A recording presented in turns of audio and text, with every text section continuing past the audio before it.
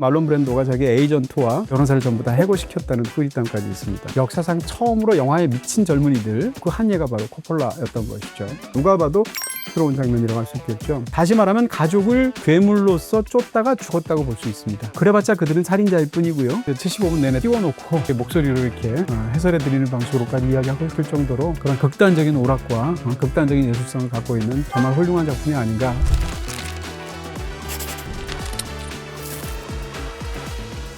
BTV 이동진의 파이어키, 안녕하세요. 저는 이동진입니다. 지금 이 영화 시간을 통해서 한 영화를 집중적으로 해설해드리는 시간입니다. 이 영화를 지금 이 영화라는 타이틀로 소개해드릴 수 있어서 정말 기쁜데요. 사실 요즘 영화계가 신작들이 그렇게 많이 원활히 공급되지 않는 상황에서 어떻게 보면 영화계가 약간 좀 침체의 늪에 빠져 있다고도 할 수 있을 텐데요. 그 역작용으로 많은 작품들이 재개봉되고 있는 상황입니다. 뒤집어 생각해 본다면 영화를 좋아하시는 분들 입장에서는 말로만 듣던 혹은 이전에 굉장히 작은 화면에서 보았던 그런 작품들을 본격적으로 극장에서 다시 한번 즐길 수 있다는 측면에서 어떻게 보면 요즘이야말로 참 보고 싶었던 영화를 마음껏 볼 수 있는 또 다른 어떤 측면이 있지 않을까라는 생각을 하게 됩니다. 그 하나의 정점 중에 하나가 바로 이 대부일 텐데요. 대부 시리즈, 그러니까 대부 1편과 2편이 9월 그리고 또 10월에 이어서 개봉한다는 것입니다. 바로 그렇기 때문에 극장에서 보실 분들도 계실 거고요. 또한 이 기회에 다른 경로를 통해서도 이 영화를 다시 한번 찾아보실 분들이 계실 텐데요. 많은 사람들이 이야기하지만 사실은 정작 본 사람이 적은 대부라는 이 영화에 대해서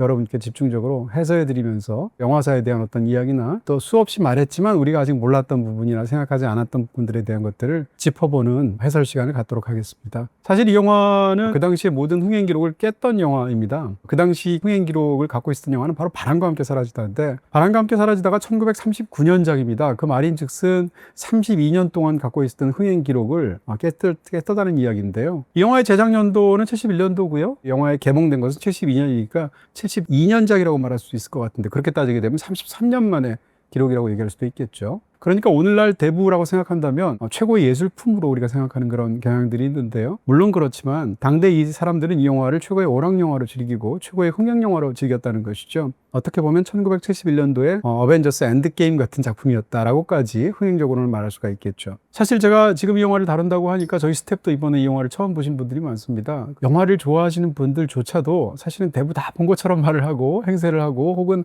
본 것으로 착각하고 계신 분들도 계시지만 보시지 않은 분들이 의외로 많다라는 것이고요. 또 보신 분들조차도 과거에 보셨던 기억 때문에 내용들이 가물가물할 수 있습니다. 그걸 환기시키면서 좀 더 깊숙이 해설해 보겠다라는 것이 오늘의 의도가라고 말씀을 드릴 수 있겠습니다. 자, 사실은 이 영화가 지금은 이렇게 영화사에 남는, 어떻게 생각하면 이제 영화를 좋아하는 사람들한테 설문조사를 하면 항상 1위 아니면 2위로 꼽히는 그런 걸작의 자리로 확고부동하게 자리를 잡고 있음에도 불구하고 당대에는 그렇지 않았습니다. 그야말로 악전고투 끝에 만들어진 그런 걸작이라고 말할 수 있을 것 같은데요. 이 영화가 나왔던 1970년대 초반의 상황에서 할리우드는 굉장히 큰 부진의 늪에 빠져 있었다. 왜냐하면 50년대 말까지 있었던 소위 고전 할리우드기라고 말하는 것 한 시기가 끝나고 그것을 대체할 만한 그런 어떤 충분한 에너지가 공급되어 있지 않는 상황이 60년대였었던 것이죠. 그러다가 60년대 말에 영화를 정말 어려서부터 좋아하고 영화관 출신이고 심지어는 영화학교를 다녔던 그 일군의 어떤 젊은 영화인들이 대거 수혈이 됩니다. 그러면서 소위 뉴 아메리칸 시네마 혹은 뉴 할리우드나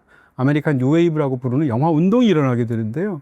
바로 그렇기 때문에 70년대는 이들의 시대라고 지금 영화사에서는 기록하고 있고, 또 이제 경우에 따라서는 영화사들이 미국 영화 최고의 전성기를 1970년대로 그 예술적인 전성기를 보기도 합니다. 그 정점에 있었던 영화가 바로 대부다라고 얘기할 수 있겠죠. 그러니까 대부는 새로운 기운을 할리우드에 수혈시킨 그런 아주 젊고 원기왕성한 작품이기도 하면서 사실상 고전 할리우드기와 절연한 작품이라기보다는 집대성에서 완성한 작품으로 보이기까지 합니다. 그러니까 당대에서 가장 새로운 부분과 또 가장 고전적인 부분을 제대로 융합을 했고, 또 그 당시에 많은 미국인들, 영화인들 입장에서는 무시하다시피 했던 유럽에서의 어떤 예술 영화 운동, 예를 들어서 누벨바그를 포함한 많은 운동들의 어떤 성과들을 적극적으로 미국 영화로 끌어들인 결과물이기도 합니다. 하지만 이런 그 상황 속에서 파라마운트는 당시에 이제 영화사가 굉장히 어려움을 겪었고요. 과거에 굉장히 큰 영광을 가지고 있었지만 당시에 파라마운트는 이 스튜디오에서 매출액 랭킹이 9위밖에 되지 않았는 굉장히 회사가 어려운 상황이었다고 하죠. 만드는 영화마다 다 실패하고 있는 그런 상황 속에서 이 영화가 나오기 2년 전에 굉장히 큰 성공을 거둡니다. 그게 바로 러브스토리입니다. 러브스토리는 원작이 워낙 인기가 있긴 했습니다만 사실은 그렇게 돈이 많이 드는 영화가 아니었고, 그들 입장에서 적은 비용을 들여서 영화를 만들었는데 거대하게 성공을 하죠. 파라마운트는 이거다라고 생각을 하게 됐고요. 그래서 또 다른 그 당시의 베스트셀러 소설인 바로 마리오 푸조의 대부를 영화화하기로 결정합니다. 하지만 이전에 러브스토리의 사례에서 그들이 느낀 것처럼 비용을 많이 줄임으로 인해서 이익을 극대화하는 방식을 취하게 되는데요. 지금 생각하면 대부라는 영화가 어마어마한 대작으로 만들어진 할리우드 시스템의 어떤 결정체처럼 느껴지시겠지만 처음 기획되었을 때는 오히려 저예산 영화를 만들어졌다는 것이죠. 그런 측면에서도 영화사에 남는 수많은 아이러니가 있습니다. 마리오 푸조의 대부를 영화로 만들겠다라고 한 다음에 감독들을 접촉하는데 감독들이 대부분 거절을 하게 됩니다. 거절한 감독이 무려 12명이었다고 하고요. 그중에는 세르지오 레오네도 있었고 코스타 가브라도 있었고요. 아서 펜도 있었습니다. 이 감독들이 대부분 거절했는데 그 거절한 이유 중에 하나가 조폭을 미화하기 싫다라는 어떤 그런 부분하고도 사실은 관련이 있었다고 하고요. 지금 생각하면 굉장히 의외의 부분이죠. 왜냐하면 갱스터 영화가 할리우드에서 차지하는 부분들 때문에 그런 것인데요. 어찌됐건 그러다가 결국은 당시에 거의 신진 감독에 가까운 프랜시스 포드 코폴라한테까지 가게 됩니다. 코폴라는 이 영화에서 이 주인공들이 이제 시칠리아 출신이지 않습니까? 시칠리아 출신의 미국 이민자들일 텐데, 그래서 이제 이탈리아 마피아가 이제 주인공이지 않습니까? 이런 상황에서 이 코폴라는 이탈리아 출신이라는 것이 굉장히 높은 어떤 그런 점수를 받아서 이 제작진이 그를 감독으로 결정하게 되죠. 당시 코폴라는 32살밖에 되지 않았습니다. 하지만 이 사람은 열혈 영화 매니아였었고요. 10대 시절부터 8mm 카메라로 영화를 찍었던 사람입니다. 그러니까 이전에는 영화 감독들이 도제 시스템 하에서 정해진 어떤 그런 관습을 따라서 영화가 됐다면 역사상 처음으로 영화에 미친 젊은이들, 영화를 10대 시절부터 찍었고 영화학교까지 다닌 그런 젊은이들이 대거 들어오게 됐다는 것이고 그 한 예가 바로 코폴라였던 것이죠. 코폴라는 대학을 UCLA를 다녔는데 UCLA를 다니면서도 이미 저예산 영화의 제왕이라고 할까요? 영화사에 남는 로저 코먼이라는 제작자가 있죠. 그 사람한테 픽업이 돼서 이미 대학 시절에도 영화를 찍게 됩니다. 상업적으로. 그리고 나서 굉장히 젊은 나이에 자기 영화사를 만듭니다. 그 영화사를 만드는데 그 파트너로 선택해서 일생 동안 우정을 같이 가졌던 사람이 바로 그 유명한 조지 루카스입니다. 영화를 제작하게 되는데 자신의 영화사에서 그 영화가 스타워즈보다 훨씬 더 먼저 나왔던 조지 루카스의 THX-1138이라는 SF 영화입니다. 근데 THX-1138은 흥행에서 참패를 하게 되고요. 코폴라는 엄청난 그런 빚더미에 시달리게 되는 것이죠. 그때 대부 영화 감독 제안이 오게 되니까 코폴라는 하지 않을 수밖에 없는 그런 재정적인 상황이었었고요. 코폴라는 애초에 마리오 푸조의 소설을 보면서 소설이 너무 저급하다고 생각했습니다. 그래서 하고 싶지 않았는데 주변에서 설득했고요. 조지 루카스도 설득했다고 하죠. 그렇게 해서 마침내 이 영화를 만들게 되면서 원작에서도 있었던 그런 재미있는 이야기를 장대한 그리스 비극처럼 만들어낸 것은 오로지 어떻게 생각하면 코폴라의 공로다 이렇게 말씀드릴 수가 있겠죠. 코폴라와 영화사는 그로부터 수도 없이 싸웠다고 하고요. 사실은 32살밖에 되지 않은 영화 몇 편 찍지 않은 신진 감독과 파라마운트라는 어떤 그런 역사를 가진 스튜디오와의 싸움에서 감독이 절대적으로 불리하겠죠. 하지만 코폴라는 기질적으로나 영화에 대한 열정이 지지 않는 사람이었었고 처음부터 끝까지 제작사하고 싸우게 됩니다. 그래서 대부분의 것들을 자기 의견대로 관찰을 하게 되는데요. 그 중에서 가장 핵심적인 것은 이 영화가 원래는 이제 영화 속에서는 1945년부터 1955년, 56년까지 얘기, 10여 년 정도의 이야기를 다루게 되는데 대부 1편의 경우에. 근데 이 영화사에서는 그것을 영화를 제작하고 있는 1970년대를 배경으로 이야기를 각색하려고 합니다. 왜냐하면 현대극으로 찍어야 돈이 안 드니까 40년대를 찍으려면 시대고증 같은 걸 해야 되고 세트를 만들어야 되니까 돈이 훨씬 많이 들겠죠. 거기다가 이 영화는 당시에 뉴욕을 배경으로 하고 있는 그런 이야기임에도 불구하고 영화사에서는 다른 중소도시에서 찍으려고 했습니다. 왜냐하면 뉴욕은 영화를 제대로 찍기 위해서 노조의 힘이 강하고 또 여러 가지 돈이 많이 들기 때문에 딴 도시 지금 훨씬 더 싸다는 것이죠. 코폴라가 가장 심하게 다투었던 부분은 바로 캐스팅이고 이에 관해서는 수많은 이야기들이 있습니다. 가장 대표적으로는 이 영화를 보고 나시면 두 명의 배우는 정말 대체 불가능하다고 생각하죠. 하나는 알파치노이고 하나는 말론 브랜도입니다. 하지만 알파치노와 말론 브랜도도 제작사인 그 파라마운트 입장에서는 끝까지 반대했었다가 결국 응낙할 수밖에 없었던 상황이었던 두 배우였습니다. 일단 알파치노에 관해서 이야기를 드린다면 알파치노는 당시 거의 무명에 가까운 연극 배우였습니다. 그런 상황에서 이 알파치노를 찍은 사람은 당연히 이 감독인 코폴라였는데요. 코폴라는 이 원작 소설을 읽는 과정에서 마이클은 내가 알고 있는 그 배우인 바로 알파치노라는 배우한테 시키면 딱일 것 같다고 생각했다는 거죠. 왜냐하면 알파치노 하면 지금도 떠오르는 특히 이제 대부에서 가장 선명한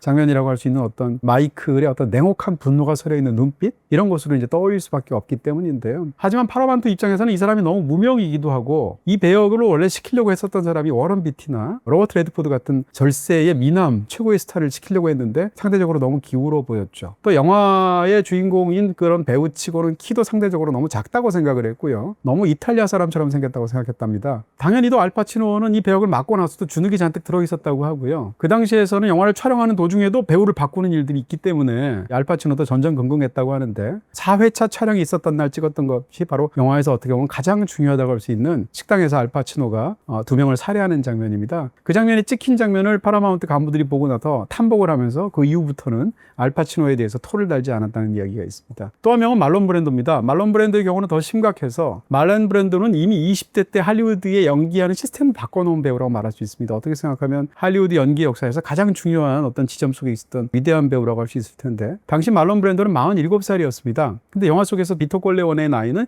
60대 중반의 나이니까 너무 젊은 거죠, 상대적으로. 거기다가 이 사람은 20대부터 대스타였고 어마어마한 연기를 했던 사람임에도 불구하고 47살이 됐던 당시의 말론 브랜도 입장은 정말 바닥이었던 상황입니다. 개런티는 너무 비싼데 하는 영화마다 실패를 하게 되고 바로 직전에 찍었던 그 폰테고르보의 먼이라는 영화가 어마어마하게 실패한 직후였던 상황이었던 것이죠. 더군다나 브랜도라는 사람은 성격이 너무 강하기 때문에 이 사람이 누구랑 이렇게 잘 어울리는 사람이 아니죠. 그런 의미에서 할리우드에서 깊이 인물이 되어 있는 상황이었습니다. 하지만 브랜도 빼고는 안 된다라고 생각을 했고요. 또 한 명은 이제 로렌스 올리비에를 생각했다고 하는데 당시에 로렌스 올리비에는 이제 와병 중이어서 영화에 출연할 수 없었고요. 이런 상황에서 꼭 브랜도여야 한다라고 우기게 됐죠. 하도 우기니까 이 제작사에서 3가지 조건을 내겁니다. 첫 번째는 브랜도가 오디션을 받을 것. 두 번째는 브랜도에게 우리가 출연료를 주는데 그것을 그냥 주 단위로 주겠다.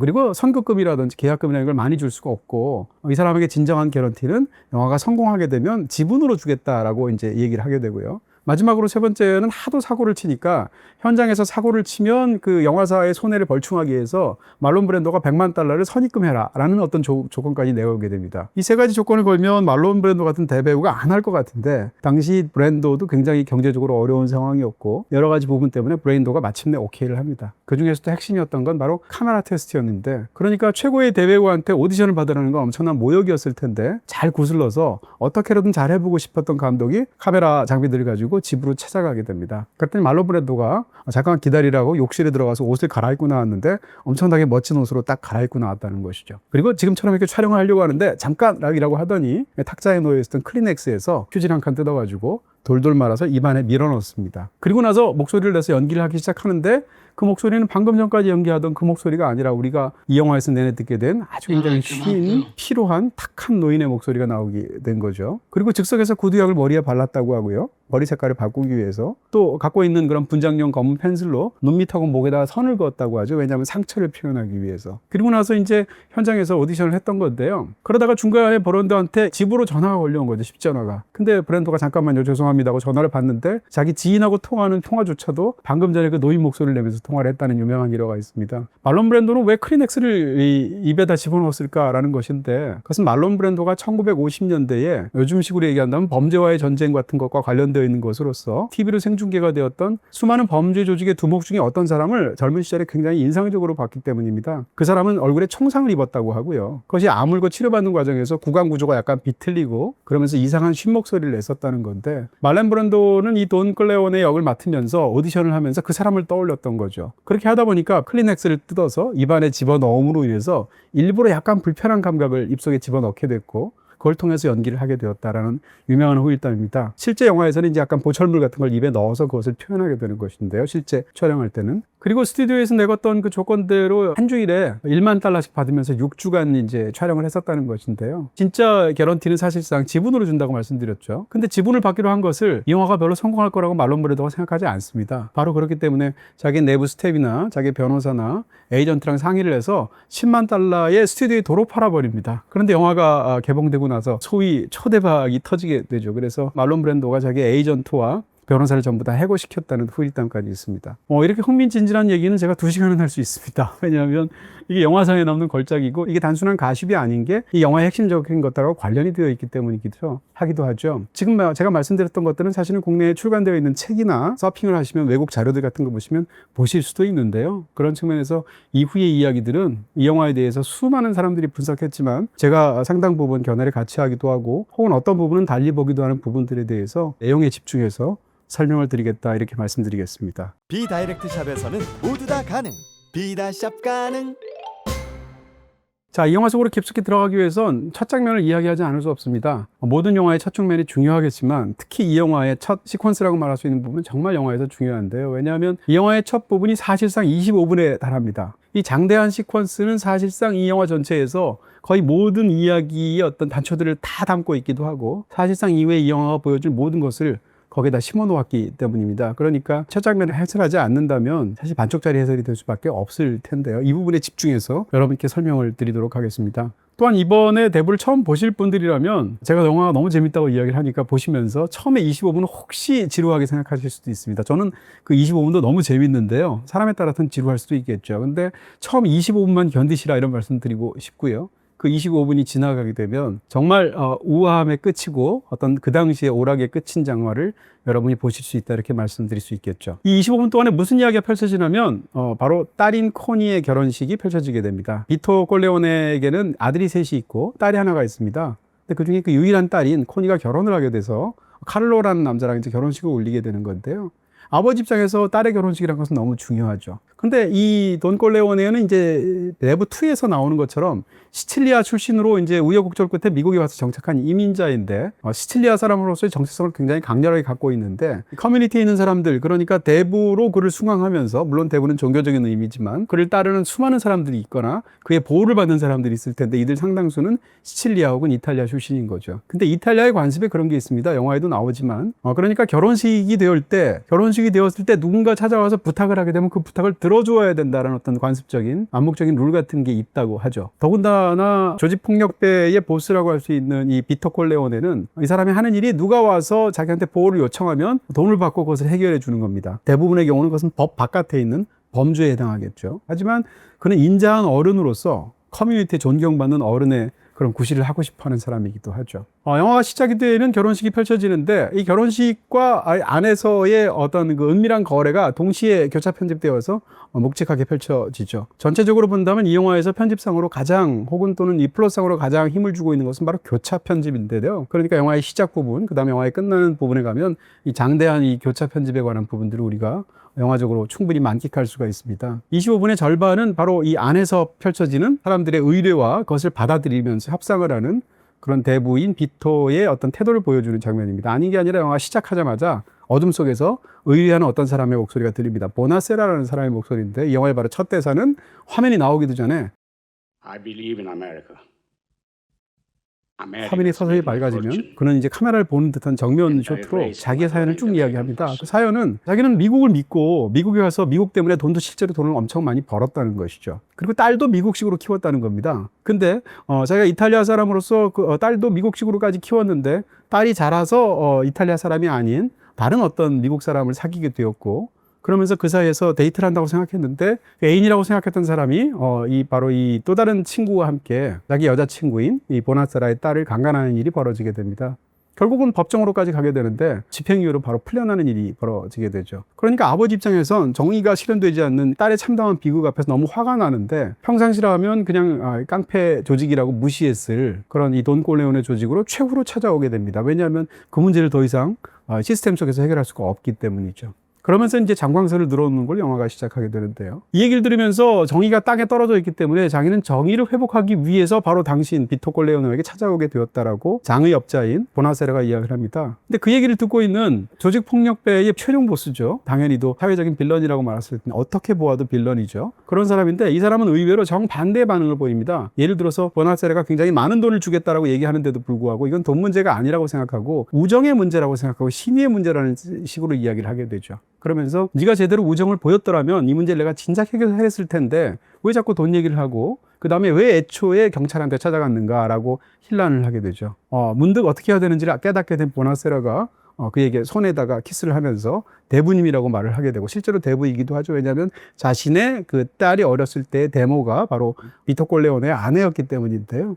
어찌됐건 그의 고개를 숙이고 우정을 청하고 그의 권력에 복종하는 자세를 취하죠. 그러니까 모든 문제가 다 해결됐고 이제 우정으로서 자기는 그 일을 하겠다고 하고 그를 내보내는 것이 영화의 첫 장면입니다. 이 장면은 별거 아닌 것 같지만 사실상 이 영화의 거의 모든 것이 다 담겨 있는 장면입니다. 일단 보나세로가 애초에 카메라를 보면서 했던 최초의 대사는 너무나 인상적이게도 나는 미국을 믿습니다 라는 대사죠. 이 영화 속에서 펼쳐지는 그래봤자 조직폭력배인 이 조직 그러니까 콜레오네 패밀리는 사실상 미국과 고스란히 겹쳐져 있는 그런 이야기입니다. 이 영화를 보게 되면 피비린내 나는 이 패밀리와 또 다른 패밀리 사이의 어떤 전쟁을 다룬 그런 영화라고 할 수 있을 텐데, 그 속에서 이 돈 콜레오네 일가가 보여주는 것은 사실상 미국이 해왔다는 일들하고 겹쳐져 있는 것으로서 영화에서 묘사가 되죠. 바로 그렇기 때문에 명백하게도 첫 대사가 그런 대사가 되는 것인데요. 그러니까 이 영화의 첫 부분에서는 사실은 이 두 가지 가치가 대립하고 있습니다. 미국적인 가치, 이탈리아적인 가치. 미국적인 가치는 보나세라에게 많은 돈을 벌게 해줬습니다. 아메리칸 드림을 실현시켜줬어요. 그렇기 때문에 딸도 미국식으로 키웠던 건데, 그 미국식인 어떤 그런 그 것의 결과가 딸이 미국인인 또 다른 남자에게, 그는 심지어 이탈리아 사람도 아니니까 끔찍한 일을 당하는 그런 일로 귀결되죠. 그러니까 어떻게 생각하면 미국적인 어떤 것이 그의 부를 만들어주기도 했지만 거대한 상처를 안기기도 한 거죠. 보나세라는 이걸 미국 시스템에서 해결할 수 없습니다. 왜냐하면 법정에서 집행유예를 받았으니까. 그러니까 그의 입장에서는 이것을 미국 바깥, 다시 말하면 자기의 뿌리 이탈리아적으로 해결할 수밖에 없겠죠. 그래서 이제 비토에게 찾아오는 것인데요. 비토는 거기에 대해서 우정을 언급합니다. 이 사람은 정의를 구하는데 거기에 대해서 이탈리아식으로 우정을 해결책으로 비토 콜레오네가 제시하게 되는 것이죠. 이것은 미국의 시스템하고는 완전히 다른 차원인 것인데요. 다시 말하면 첫 장면에서 이 거래가 이루어지고 실제로 아마 그렇게 복수를 해 주었겠죠. 그리고 나서 나중에는 보나세라가 비토 콜레오네를 도와주는 일이 또 후반부에 등장하게 되는데요. 바로 그렇기 때문에 이것은 굉장히 우아하고 아름답게 잘 귀결된 이탈리아적인 가치로 보입니다. 근데 과연 그렇겠는가? 라는 것이 이 영화가 진짜 하고 싶은 말이고요. 그런 속에서 그들이 겉으로는 정의를 말하고 거기에 대해서 우정을 말하고 있지만 과연 이것이 정의와 우정의 뒤에는 어떤 일이 벌어지고 그들이 진짜 품고 있는 것은 무엇인가를 밝혀내는 것이 이 영화의 모든 이야기의 과정이다, 이렇게 설명드릴 수가 있겠습니다. 바로 그렇기 때문에 지금 이 첫 장면이 끝나게 되면 바깥에 결혼식 장면이 펼쳐지게 되죠. 근데 영화에서 이 장면을 만들어내는 어떤 수많은 테크닉과 스타일과 연출력을 보시게 되면 이 두 장면은 철저하게 대조가 되어 있습니다. 바깥에서 펼쳐지는데 이탈리아식으로 펼쳐지기 때문에 하객이 엄청나게 많고요. 아이들은 수도 없이 뛰어다니게 되고 수많은 사람들이 춤추고 노래하는 피로연까지 펼쳐집니다. 안에서의 장면은 사실은 굉장히 정교한 줌을 사용하거나 아니면 굉장히 정교하게 컷을 나누는 거의 소름 끼칠 정도의 어떤 완벽성으로 만들어내는 그런 장면이라고 말을 한다면, 바로 이어지는 결혼식 장면은 굉장히 자유분방하고 역동적이고 당시로서는 드물게 6대의 카메라로 촬영을 해서 편집을 했습니다. 이런 방식으로 비교가 되는데, 안에서의 저택은 낮임에도 불구하고 최대한 어둡게 촬영을 했죠. 그래서 사실상 어둠이 지배하고 있는, 은밀하게 범죄를 모의하고 있는 사람들을 제대로 보여주는 것이죠. 더군다나 이 장면에서 조명은 굉장히 로우키 조명을 사용을 해서 인물의 얼굴에 어떤 있는 음영을 극대화합니다. 대표적으로 인물의 눈 주위의 그늘을 극대화하는 방식으로 조명을 사용을 해서 사실상 대화를 하고 있는 이 비토 콜레오네가 무슨 생각을 하는지 못하도록 만들었습니다. 정교한 촬영을 했기 때문에 이 장면이 이제 영화 촬영에서 어떤 교과서적으로 이야기되는 장면인데요. 촬영한 사람은 고든 윌리스라는 감독입니다. 이 고든 윌리스는 어둠을 너무 잘 찍어서 별명이 프린스 오브 다크니스였습니다. 그러니까 어둠의 왕자일 정도인데 이 대부로서 그 명성에 확고한 어떤 부분들까지 갖게 되는 건데요. 하지만 이 장면하고 이 결혼식 바로 이어지는 장면은 정반대죠. 결혼식 장면은 너무나 분방하게 촬영이 되어 있고 수많은 사람이 등장하고 있고 그들 사이를 카메라가 자유롭게 움직이는 방식으로 찍혔죠. 안에는 어둡지만 밖에는 완전히 환한 그런 어떤 일광이 지배를 하고 있는 그런 빛의 세계입니다. 어떻게 생각하면 이 두 장면을 바꿔서 찍었을 수도, 편집을 했을 수도 있습니다. 다시 말하면 일단 결혼식을 먼저 보여주고 나서 결혼식 중간중간에 이 남자가 어떤 그 은밀한 거래를 하는지를 집어넣을 수도 있겠죠. 하지만 영화는 그렇게 하지 않고 은밀한 거래를 먼저 보여줍니다. 다시 말하면 그가 말하는 우정의 가치, 가족의 가치라는 것에 그 극대화된 것이 결혼식 장면일 텐데, 이 결혼식을 배태시키게 만들었건 다시는 그들 사이에서의 어둠의 은밀한 거래였다라는 전제를 먼저 보여주게 되는 거죠. 그런 면에서 어떤 놓여진 순서나 지금 말씀드렸던 이것을 만들어내는 스타일적인 부분에서의 비교도 너무 중요합니다. 또 한 가지는 이 어둠 속에서 찍은 이 거래하는 장면에서는 명확한 중심이 있다라는 것입니다. 당연하게도 대부가 왕초 중에 왕초, 최고 보스이기 때문에 가운데 이 자리에 앉아 있고 그 주변의 사람들이 그의 어떤 눈치만 살피면서 이런저런 이야기를 하고, 소니도 있고 톰 헤이건이라는 사람도 있죠. 근데 밖에서 보면 중심이 없습니다. 누가 주인공인지도 알 수 없고요. 마이클은 뒤늦게 도착을 하고 수많은 사람이 춤추고 노래하고 마시고 노래합니다. 그런 입장에서 본다면 바깥에서는 완전히 탈중심화된 공간이라고 볼 수 있겠죠. 중심과 탈중심화가 왜 중요하냐면 이 모든 이야기가 권력에 관한 이야기이기 때문입니다. 내부에서는 확고한 권력이 지배하는 그런 세상이지만 바깥에서는 그렇지 않죠. 뒤집어서 얘기한다면 바깥처럼 자유분방하고 그렇게 가족주의적인 어떤 그런 정이 흘러넘치는 것처럼 보이지만 사실은 그 중심에서는, 그 뒤에서는 명확하게 어떤 강력한 권력을 가진 어떤 사람과 그 주위를 도는 사람들에 관한 이야기로 보인다는 것이죠. 이것도 역시 말씀드리는 것처럼 세트에서의 어떤 부분, 촬영할 때의 방식, 혹은 조명에서의 방식이나 혹은 편집에서의 순서나 이런 걸 통해서 모든 것을 관찰시키고 있는 것입니다. 초반에 25분의 시퀀스는 이게 전부가 아니죠. 보나세라 외에도 세 사람이 더 찾아옵니다. 그래서 모두 4번의 면담을 하게 되고요. 이 4번의 면담뿐만 아니라 2건의 일을 더 처리합니다. 그건 대화를 통해서, 다시 말하면 이제 사위, 지금 막 결혼하게 된 카를로라는 놈을 별로 좋아하지 않죠. 장인어른인 비토가. 그래서 충분히 지원을 해주되 우리 절대 패밀리의 일을 맡기지 말라라는 지시를 하죠. 그리고 또 하나는 이 모든 사건에서 이들과 맞서서 이 거대한 일들을 다 꾸미고 그들을 공격하게 되는 사람이죠. 솔로초라는 사람을 다음 달에 만나셔야 된다라는 이야기를 바로 톰 헤이건과 하는 이야기가 중요하게 등장합니다. 다시 말하면 모두 6건의 범죄와 관련된 이야기를 나누고 있다라는 것이고, 그동안 장대하게 결혼식은 계속 기쁘게 화려하게 펼쳐지는 것이죠. 이 모든 것이 그 이후에 어떻게 펼쳐지는가가 바로 이 초반의 25분이 너무 중요한 밑그림을 그리고 있다. 스타일적으로나 내용적으로나 이렇게 말씀드릴 수 있겠습니다. 제가 말씀드린 데에서 충분히 눈치챌 수 있는 것처럼, 그러니까 더군다나 원작에서도 그런 부분이 약간은 있겠습니다만 극대화한 것이 바로 이제 코폴라의 이 이야기를 보는 시각이었던 것입니다. 보통 일반적으로 원작보다 뛰어난 영화가 없다고 말을 하는데 제 입장에서는 굉장히 이상한 소리라고 생각하고, 원작보다 뛰어난 영화가 너무 많다고 생각합니다.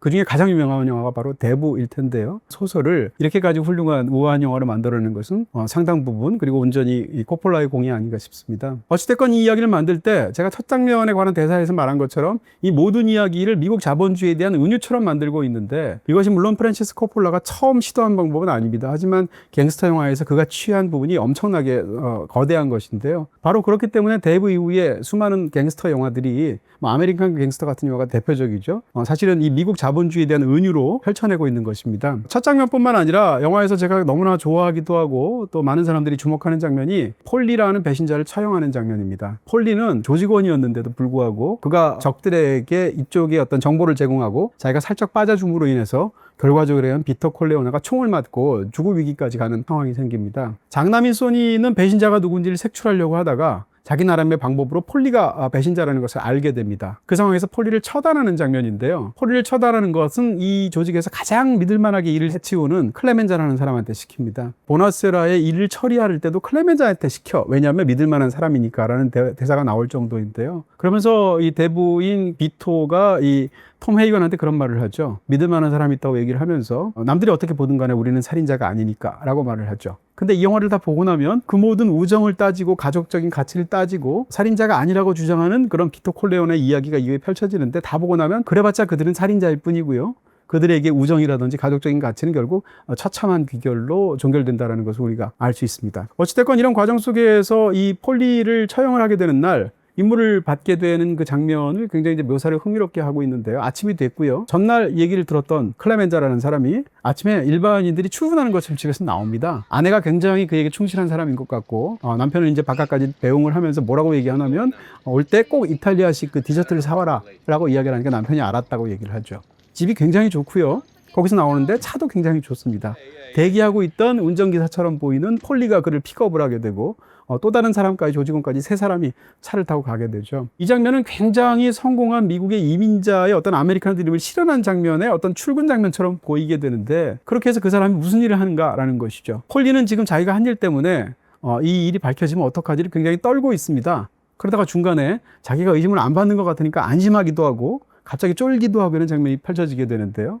그러다가 이 차는 도심을 벗어나서 한적한 갈대밭에 차를 세우게 되죠. 왜냐하면 클레멘자가 중간에 화장실에 가고 싶다, 소변을 보고 싶다라고 말을 했기 때문에. 그리고 그가 내려서 갈대밭에 소변을 보는 순간 뒤에 앉았던 또 다른 조직원이 운전을 했던 폴리를 뒤에서 총을 3방을 쏘아서 죽이는 굉장히 유명한 장면입니다. 이 장면은 명백하게도 롱쇼트로 찍혔는데, 그 롱쇼트의 왼쪽 윗부분을 보면 누구나 선명하게 볼 수 있는 자유의 여신상이 있습니다. 지금도 그런 이미지지만 1940년대의 자유의 여신상, 그러니까 20세기 초반과 중반의 자유의 여신상은 사실상 이민자의 상징입니다. 왜냐하면 대서양을 건너서 사람들이 이민을 하게 되면 바로 앨리스 섬에 있는 그 자유의 여신상이 처음 보이는 순간, 와, 미국에 드디어 도착했구나라는 안도감을 가지기 때문인데요. 올해 개봉했었던 브루탈리스트에도 그 장면이 나오죠. 이런 상황 속에서 자유의 여신상이 멀리 보이는 갈대밭에서 이런 끔찍한 보복살이 펼쳐진다는 것은 어떤 명백한 코폴라의 의도를 보여주죠. 그러니까 그들이 내세우는 꿈과 기회의 땅에서 펼쳐지는 사실은 진짜 일들은 이런 일들이라는 것을 영화가 보여주는 것이고, 이런 것들이 아까 말씀드렸던 첫 번째, 나는 미국을 믿는다라고 하면서 보나세라의 사연이 펼쳐지거나, 폴리를 죽이게 되는 클레멘자의 장면으로 보여지거나, 더군다나 이 영화의 진짜 주인공이라고 말할 수 있을 것 같은 이 마이클은 사실상 전쟁 영웅입니다. 2차 세계대전 당시에 해군 장교로서 굉장히 혁혁한 전과를 얻은 것으로서 극중에 묘사가 되고 있고, 이 결혼식이 이루어지는 것은 1945년 8월 달입니다. 그러니까 종전 직후의 토요일입니다. 이런 상황 속에서 전쟁 영웅인 마이클이 와서 그 이후에 어떻게 변질되어지는 모습을 보여주느냐라는 것은 사실상 이 영화가 미국의 역사 혹은 미국의 자본주의를 보여주는 굉장히 비판적인 시각을 가진 것이 영화적으로 관철된 거다라고 말할 수밖에 없다는 거죠. 이렇게 첫 번째 시퀀스에서 그들이 내세우는 또 하나의 가치가 있다면, 하나는 말씀드린 것처럼 우정이라는 가치, 그리고 또 다른 중요한 가치가 이제 미국에 관한 어떤 부분들에 관한 밑그림들이 깔려 있었다고 했죠. 또 한 가지는 바로 가족에 관한 이야기입니다. 이 이야기는 사실상 굉장히 비극적인 가족 드라마라고 이 대부 이야기를 볼 수도 있을 텐데요. 이 대부에서 이 비토 콜레오는 처음부터 끝까지 가족의 가치에 대해서 굉장히 웅변합니다. 그러니까 자기를 찾아온 사람이 극중에서 이제 4사람이 있게 되는데, 그 4사람은 어떤 식으로든 가족이라는 테마하고 얽힙니다. 영화의 초반 장면에 한정해서 보더라도. 첫 번째 보나세라는 딸의 비극 때문에 화가 난 아버지이죠. 두 번째로 자기를 찾아온 사람은 자기 딸과 결혼할 이 사위 후보인 앤초라는 사람이 2차 세계대전이 끝나고 나니까 미국의 어떤 바뀐 분위기 속에서 제대로 이렇게 합법적으로 체류하지 못한 사람을 쫓아내려고 하는 분위기가 생기는 상황에서 미국에서 추방될 위기에 놓이게 됩니다. 그러니까 장인이 될 그 사람이 우리 사위감이 쫓겨나게 되는데 좀 해결해달라고 얘기하죠. 물론 가족적인 부탁이 되겠죠. 세 번째 사람은 루카라는 사람인데, 이 사람은 자기가 결혼식에 초청받을 줄 몰랐습니다. 이 사람도 갱스터인데. 근데 자기한테 초청장이 오게 되니까 굉장히 감격합니다. 그러면서 이 비토 이 콜레오네 가문에 자기가 제대로 일을 할 수 있다는 것이 무척이나 흥미롭고, 이 콜레오네를 찾아와서 거의 그 앞에서 무릎 꿇다시피 충성을 맹세하는 장면이 세 번째 장면이죠. 그러니까 우리가 이제 극중에 등장하는 이 폭력 조직을 패밀리라고 부르지 않습니까? 영화에서도 계속 그런 패밀리라는 말을 사용하게 되는데, 당연하지만 폭력 조직에서의 그 내적인 원리가 가족주의적인 원리로 짜였다는 뜻일 텐데, 그 가족으로 편입되고 싶어하는 남자가 바로 루카였던 것이죠. 이 루카는 그 이후에 편입된 이후에 영화의 한 중반부에서, 그러니까 비토 콜레오네가 총을 맞기 전에 제일 먼저 그 문제를 해결하러 갔다가 바에서 이 손이 찍히고 살해되는 그 최초의 사람이 되죠. 그리고 마지막으로 직접 찾아오는 네 번째 사람은 조니 폰테인입니다. 조니 폰테인인데, 이 사람은 이제 할리우드와 그다음 또 이제 음악 가수로서 굉장히 최고의 스타인, 사실 모델이 명확하죠. 바로 프랭크 시나트라인 건데요. 어찌됐건 프랭크 시나트라를 모델로 한 이 남자는 자기의 경력에서 결정적으로 2번이나 이 비토 콜레오네의 도움을 받죠. 그 두 번째 결정적인 도움을 청하기 위해서 오게 된 건데, 사실상 이 조니 폰테인과 이 비토 콜레오네의 관계는 아버지와 아들처럼 엮여 있습니다. 더 중요하게는 자기 경력이 이제 끝이다라고 생각해서 좌절하게 된 조니 폰테인이 바로 영화의 첫 장면에서, 이 첫 시퀀스에서 비토 콜레오네 앞에서 이제 소위 질질 짜게 되는 것인데요. 그걸 이제 뺨까지 때려가면서 아버지처럼 담금질하는 장면이 나오죠. 뭐라고 이야기를 하게 되냐면, 너 가족한테는 잘하냐라고 얘기하고, 가족을 제대로 돌봐야 진짜 남자다라는 이야기를 하게 되죠. 그러니까 이탈리아식 어떤 가부장제의 어떤 그런 확신 같은 걸 갖고 있는 것인데, 이런 식으로 초반에 나오는 이 의뢰를 하게 되는 4명의 사람들이 전부 다 사실은 가족주의적인 것하고 굉장히 강한 톤을 가지면서 연결이 되게 되죠. 비토 콜레오네는 아버지로서 자식들을 자기 챙기고 싶어하고, 실제로 패밀리도 그런 식으로 관리하고 싶어하는 사람입니다. 그렇지만 그것이 마지막이 되면 어떻게 되는가라는 것이죠. 첫 번째 장남은 피살되게 되고요. 두 번째 차남은 사실상 제대로 스스로를 컨트롤 못하는, 어떻게 생각하면 아버지 입장에서 굉장히 아픈 손가락이라고 말할 수 있죠. 마지막으로 세 번째 아들이 있고, 이 세 번째 아들은 똑똑하기도 하고 잘생기기도 하고 정말 훌륭하고, 바로 그렇기 때문에 아버지는 자기가 성공했음에도 불구하고 자기 범죄 조직에 이 세 번째 아들만큼 물들고 싶게 하고 싶어 하지 않죠. 그래서 마이클만큼은 또 다른 쪽으로, 예를 들면 유력한 정치인으로 성공해서 주지사나 상원의원이 되기를 원하는 것인데, 마이클도 초반에 보면 본인 스스로는 아버지하고 다르다고 명확하게 선을 긋습니다. 마이클을 대하는 이 가족은 모두 다 이 마이클만은 이라는 태도를 갖고 있고, 형인 장남인 소니조차도 이 셋째인 아들이 끼어들려고 할 때 그를 마치 어린애 취급하면서 보호하려는 것 같은 그런 행동을 보이게 되죠. 하지만 이 영화에서 가장 비극적이기도 하고 가장 강력한 이야기였던 줄기가 있다면, 바로 아버지를 가장 닮은 사람은 이 세 번째였던 마이클이었다는 것이고, 그토록 아버지는 자기랑 다른 길을 걸을 수밖에 없다고 믿으면서 자기가 사랑하는 케이한테 초반부터 말을 했었던 그런 마이클의 처지에도 불구하고, 마이클은 아버지보다도 더 무서운 대부가 되어가는, 어떻게 보면 그런 권력 승계의 과정을 이 가족 드라마 속에서 보여준다는 것이 무척이나 중요하겠죠. 그런 측면에서 이 영화는 붕괴된 가족 이야기를 보여준다는 측면에서도 어떻게 보면 그 확장인 미국 사회의 어떤 빛과 그늘을 보여주는 커다란 맥락과 이어져 있는 두 개의 중심적인 테마를 가지고 있다, 이렇게 볼 수 있습니다. 5초 안에 TV 셋톱박스를 찾아보세요. 5, 4, 3, 2, 1. 정답은 TV 뒤 감쪽같이 숨어있죠. 선 없이 더 깔끔하게 어디서든 자유롭게 SK 브로드밴드의 초소형 셋톱박스 스마트 3 미니. 지금 SK 브로드밴드 기가 인터넷과 BTV를 신규 가입하면 이동식 TV까지 무료. 이것이 바로 BTV 무빙. 비다이렉트 샵에서는 모두 다 가능. 비다샵 가능.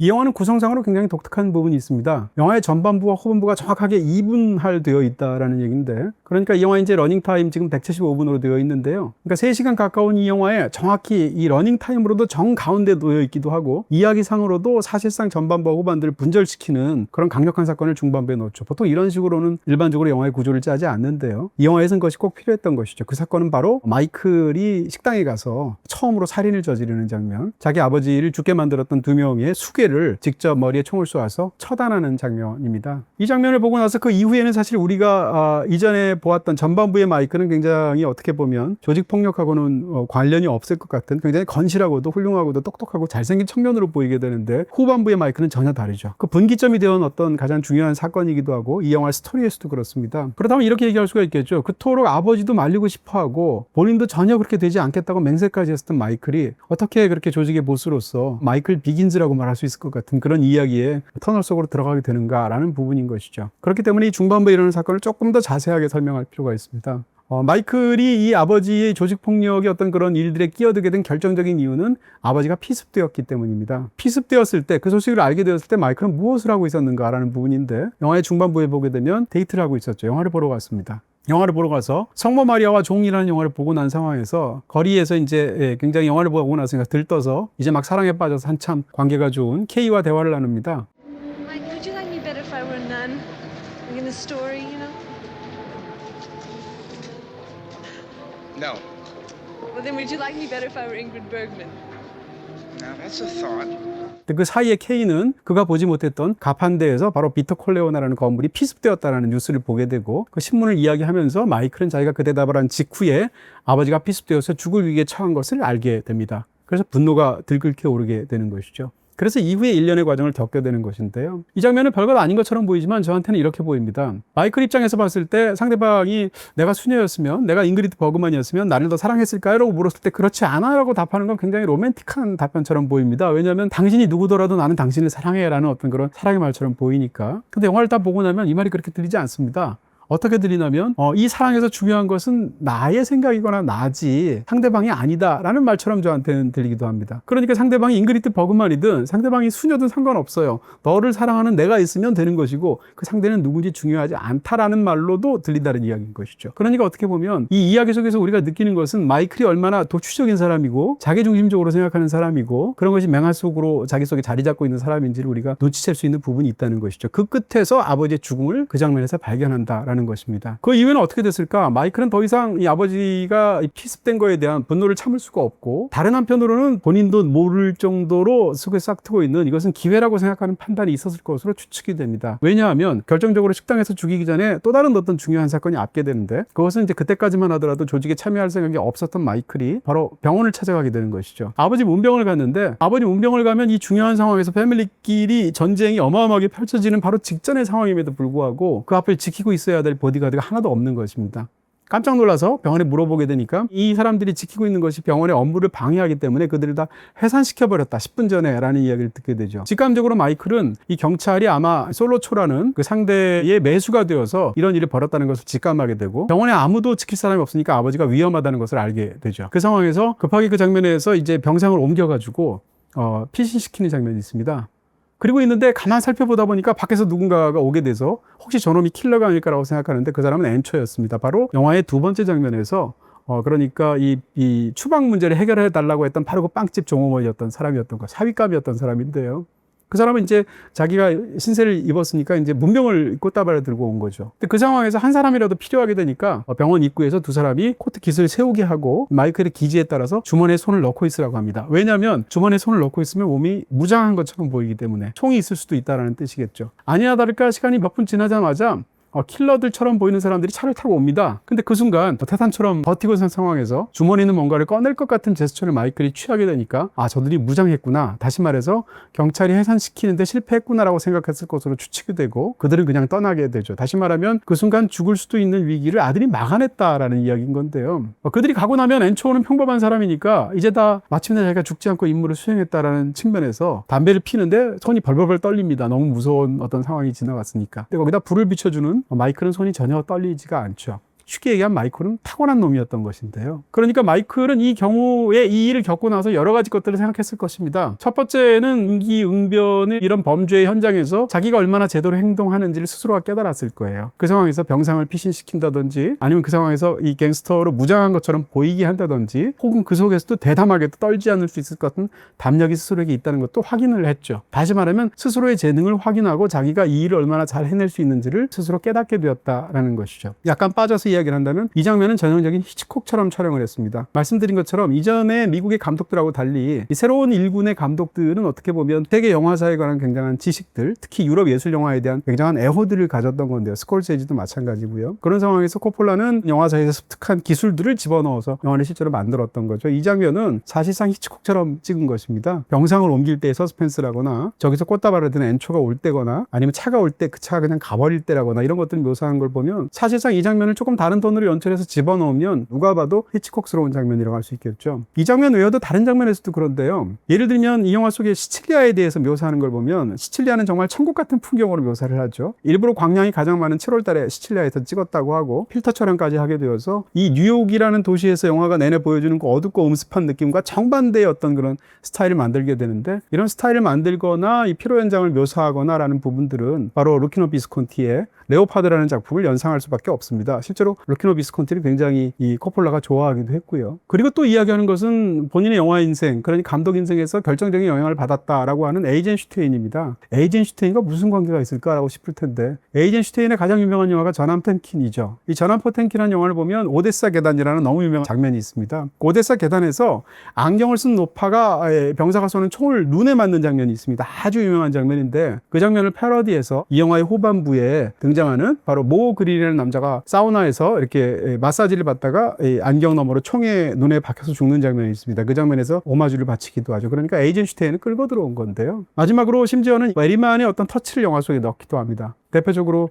형제들과 이 패밀리에 남아있는 사람들이 아버지가 없을 때 서로 돌아가면서 대책을 내놓고 있는 유명한 장면이 중반부에 등장하게 되는데 그 장면을 촬영한 방식입니다. 이것은 심지어는 이 영화의 감독인 코폴라가 자기 연출 노트에 직접 적어넣기도 했습니다. 베리만 스타일로 찍겠다고. 그러니까 베리만은 이렇게 여러 사람이 등장해서 대화를 할 때 한 사람이 중심적으로 대화를 하면 나머지 사람들을 상대적으로 이 프레임 바깥에 있는 소리로 화면 바깥의 소리로 처리를 한다든지 이렇게 하면서 인물들을 옮겨가면서 전체적인 구도를 원처럼 그려내면서 인물들을 엮어가는, 그래서 캐릭터 중심을 이동시켜가는 방식으로 영화를 찍는 경우가 많은데 실내 장면에서 그런 방식을 고스란히 차용해서 찍었다는 것이죠. 이런 측면에서 지금 말씀드렸던 에이젠슈테인적인 부분, 히치콕적인 부분이나 아니면 비스콘티라든지 그리고 또 베리만까지 다양한 영화적인 본인이 영화광으로서 느꼈던 부분들까지 미국 영화에 고스란히 수혈해서 만들어낸 그런 역동적인 부분이 있다라고 설명드릴 수가 있겠죠. 얘기가 옆으로 가서 또 다른 이제 어떤 영화광적인 부분들 제가 조금 설명을 드렸는데요. 다시 돌아와서 이번에 마이클이 그 다음 단계로 도약하는 장면입니다. 그것은 이제 가족회의가 벌어지게 되겠죠. 가족회의가 벌어졌을 때 마이클은 이전의 마이클하고 완전히 달라진 상황입니다. 왜냐하면 자기 형인 소니가 얼마나 무능한지를 보았기 때문이죠. 병원에 갔을 때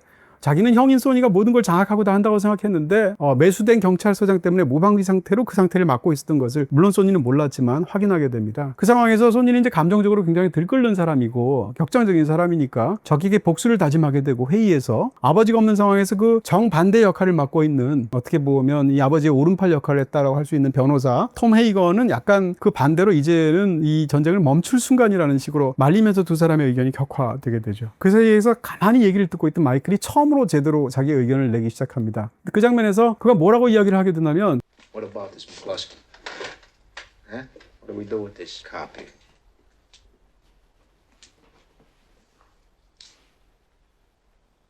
Then I'll kill them both. 그 이야기를 할 때 이 카메라의 움직임을 보면 굉장히 독특한 움직임을 보여주는데요. 기본적으로 이 코폴라는 이 모든 이야기를 아주 리얼리즘적인 시각으로 찍었습니다. 아주 사실적인 방식으로 영화를 찍어서 이렇다 할 어떤 굉장히 도드라진 어떤 표현주의적인 그런 카메라 같은 걸 사용하지 않는데, 예를 들어서 줌도 별로 사용하지 않죠. 그렇지만 영화의 첫 번째 장면을 포함해서 이 장면에서도 줌을 촬영합니다. 그렇게 해서 사람들이 제가 무슨 이야기를 할 거라고 생각하는가 싶어서 그를 쳐다보고 있을 때, 그것도 뭔가 결심하고 있을 때 이 카메라가 굉장히 의미심장하게 천천히 줌인을 하죠.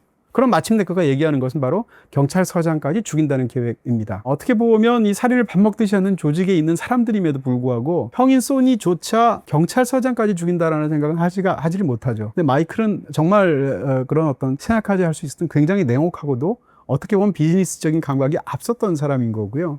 그 상황에서 그 장면이 영화적으로 아주 인상적으로 묘사가 되어 있습니다. 그 순간 어떻게 생각하면 괴물인 마이클이 탄생하는 바로 그 장면이라고 말할 수 있을 것 같은데요. 너무 엄청난 얘기니까 사람들이 처음에는 웃습니다. 하지만 다들 허를 찔린 것 같은 표정이고, 마이클의 계획을 듣게 되는데, 마이클의 입장에서는 자기가 굉장히 모든 상황을 통제할 수 있는 장소로 이 두 명의 원흉을 끌고 와서 사전에 공간 속에 어딘가에 숨겨둔 그 무기를 사용해서 두 사람을 처단하면 된다라고 얘기하죠. 얘기를 듣고 나니까 소니조차도 너무 겁이 나기 때문에, 아니 경찰서장까지 죽인다는 건 너무 좀 개인적으로 처리하는 거 아니야? 거기에 대해서 이런 이야기를 하죠.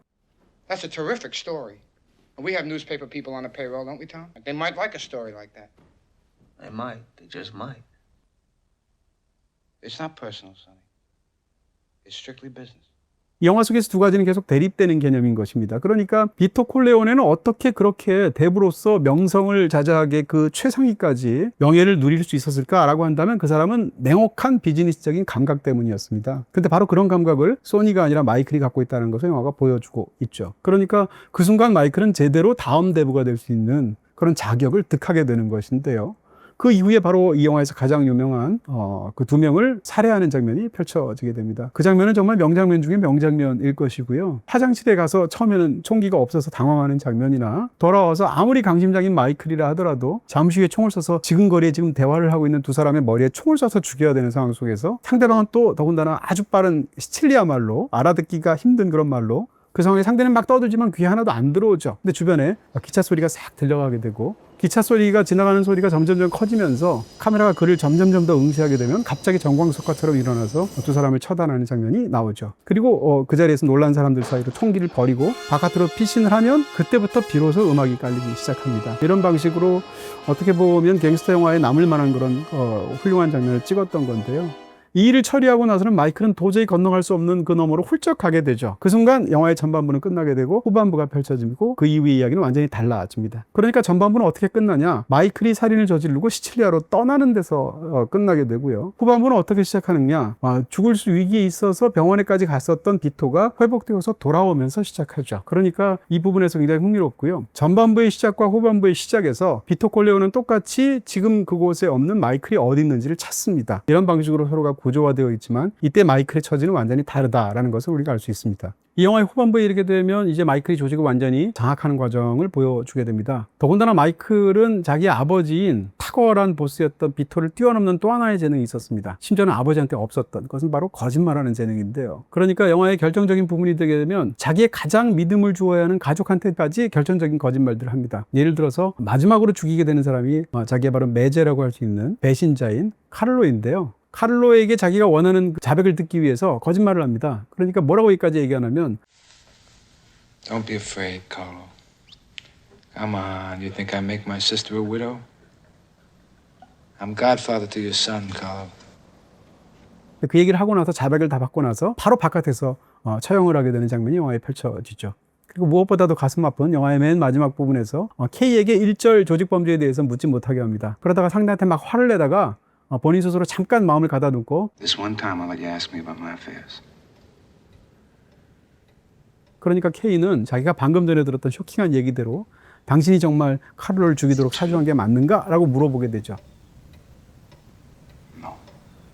그 순간 K는 환하게 웃죠. 왜냐하면 내 남편이 그렇게까지 하는 극악무도한 인간은 아니라는 걸 알게 됐으니까. 그녀는 그렇게 믿고 싶었겠죠. 근데 그로부터 한 1, 2분만 더 있어서 영화가 끝나는 지점까지 보게 되면 그가 거짓말을 했다는 것을 우리가 알 수 있습니다. 더군다나 우린 그 앞에서 장면을 보았기 때문이고, K는 마지막 순간에 남편이 거짓말했다는 걸 깨달으면서 영화가 사실상 끝나게 되죠. 그렇게 본다면 이 사람은 자기가 화를 내는 과정 속에서도 일부러 거짓말하는 것을 세팅을 했고요. 그 상황에서 아내가 일부러 물어보도록 만들었고 거기서 거짓말할 준비를 가진 채 거짓말을 했던 것이죠. 이렇게 본다면 사실은 마이클은 가장 신의를 지켜야 될 가족한테조차도 거짓으로 속여 넘기는 그런 능력까지 혹은 기술까지 혹은 그런 악마적인 재능까지 갖추었다는 측면에서 비토 콜레오네를 넘어서는 측면이 있었던 것입니다. 결국 비토는 죽게 되죠. 비토가 죽는 장면도 너무 유명하게 오렌지랑 연관이 되어서 이제 굉장히 인상적으로 찍혔는데요. 이 영화의 공간은 사실상 뉴욕을 제외하고는 라스베가스하고 시칠리아밖에 안 나옵니다. 특히 시칠리아가 다르게 찍혔다는 건 여러분들이 그 풍광만 보아도 우리가 알 수 있을 텐데 제가 아까 설명드린 것처럼 영화에서의 모든 뉴욕 장면은 당당히 다 세산하게 찍혔는데 딱 한 장면만 시칠리아처럼 찍힌 장면이 있습니다. 그것이 바로 비토 콜레오네가 손자하고 장난치다가 죽는 바로 그 장면입니다. 그 장면은 이 화면의 톤이나 많은 부분에서